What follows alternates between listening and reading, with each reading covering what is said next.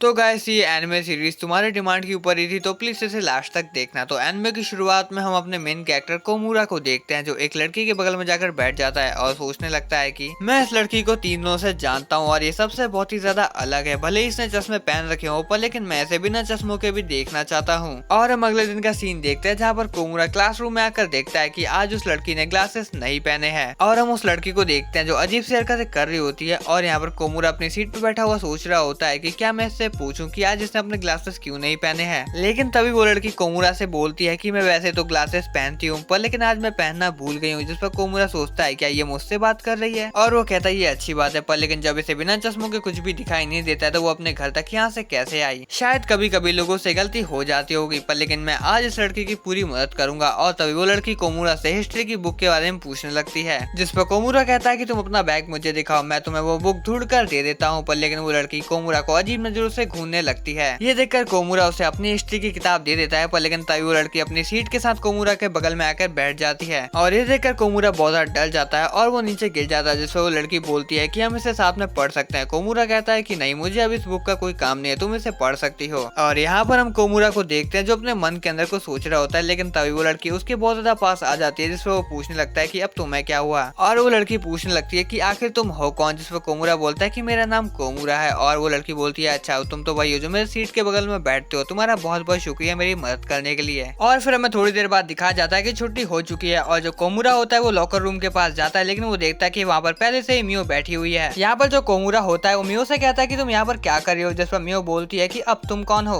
कोमूरा कहता है कि तुम मुझे इतनी जल्दी भूल गई, मैं कोमूरा हूँ। जिस पर मियो बोलती है अच्छा तुम हो, जिस पर कोमूरा कहता है कि चलो तुमने मुझे याद तो रखा। मियो कहती है कोई ज्यादा बड़ी बात तो नहीं है, पर लेकिन मेरा जूता मुझे कुछ ज्यादा ही बड़ा लग रहा है। जिस पर जो कोमूरा होता है वो पहले कुछ सोचता है, फिर अपने लॉकर की तरफ देखता है और उसे पता चल जाता है कि मियो ने उसके जूते पहन लिए हैं। और कोमूरा कहता है कि ये मेरे जूते हैं, जिस पर मियो माफी मांगते हुए कहती है कि मुझे माफ करना, जैसे ही मैंने लॉकर खोला तो मुझे ये जूते दिखे और मुझे लगा कि ये मेरे हैं। यहाँ पर कोमूरा कहता है कि कोई बात नहीं, चलो मैं तुम्हारे जूते ढूंढने में तुम्हारी मदद कर देता हूँ। और जैसे ही वो मियो के लॉकर का दरवाजा खोलता है तो उसके जूतों के ऊपर एक मेढक बैठा होता है और फिर कोमूरा उस मेढक को भगाने के बाद वो जूते मियो को दे देता है पहनने के लिए। और फिर मियो जूतों को पहनने के बाद अपने घर के लिए निकलने वाली होती है, लेकिन तभी कोमूरा उससे पीछे से आवाज लगाते हुए कहता है कि तुम्हारी शूलेस खुली हुई है। यहाँ पर मियो शूलेस बांधने की कोशिश तो करती है लेकिन वो बांध नहीं पा रही होती है, जिस पर कोमूरा बोलता है कि लाओ मैं बांध देता हूँ। और हम देखते हैं जो कोमूरा होता है वो मियो की शूलेस बांध रहा होता है और मियो उसे शुक्रिया बोल रही होती है उसकी मदद करने के लिए। कोमूरा कहता है कि ये ज्यादा कोई बड़ी बात नहीं है, पर लेकिन बातों ही बातों में मियो कोमूरा के बहुत ज्यादा पास आ जाती है, जिसे देखकर कोमूरा बहुत ज्यादा शर्माने लगता है और वो कहता है कि ये तुम क्या कर रही हो। जिस पर मियो बोलती है कि मैं तुम्हारा चेहरा ध्यान से देख रही हूँ ताकि जब तुम्हें मेरी जरूरत पड़े तो मैं तुम्हारी मदद कर सकूं। और फिर हमें कोमूरा के घर का सीन दिखाया जाता है जहाँ पर वो सोच रहा होता है कि मियो का घर स्कूल से बहुत ज्यादा पास है, लेकिन फिर भी वो ये सब मैनेज नहीं कर पाती है। और वो सोचने लगता है कि क्या कल भी मियो अपना चश्मा भूल जाएगी या फिर पहन के आएगी। और फिर हमें अगले दिन का सीन दिखाया जाता है जहाँ पर हम देखते हैं कि मियो अपना चश्मा फिर से भूल कर आ गई है। और हम यहाँ पर कोमूरा को देखते हैं जो कह रहा होता है कि कल मैं तो बस मजाक में कह रहा था कि मियो अपना चश्मा भूल जाए, लेकिन ये तो सच में अपना चश्मा भूल कर आ गई। और वो सोचता है कहीं मैंने मियो को कोई कर्ज तो नहीं दे दिया। और हम यहाँ पर मियो को देखते हैं जो अपनी फ्रेंड से कह रही होती है कि कल मैंने गलती से अपने चश्मे के ऊपर पैर रख दिया जिससे वो टूट गया। और हमें अगले सीन में दिखाया जाता है कि वो सब बास्केटबॉल खेल रहे होते हैं। और हम यहाँ पर कोमूरा को देखते हैं जो मियो से कहता है कि जब तुम्हें कुछ भी दिखाई नहीं दे रहा है तो तुम आखिर ये मैच क्यों खेल रही हो। जिस पर मियो बोलती है कि मैं अपने चश्मे की वजह से गेम खेलना नहीं छोड़ सकती हूँ। और वो कहती है कि मुझे तो ये भी नहीं पता कि आखिर मैं किस टीम में हूँ। और ये सुन के तो कोमूरा बहुत ज्यादा शौक हो जाता है और सोचने लगता है कि कल मैंने कहीं अनजाने में उसे कोई शराब तो नहीं दे दिया।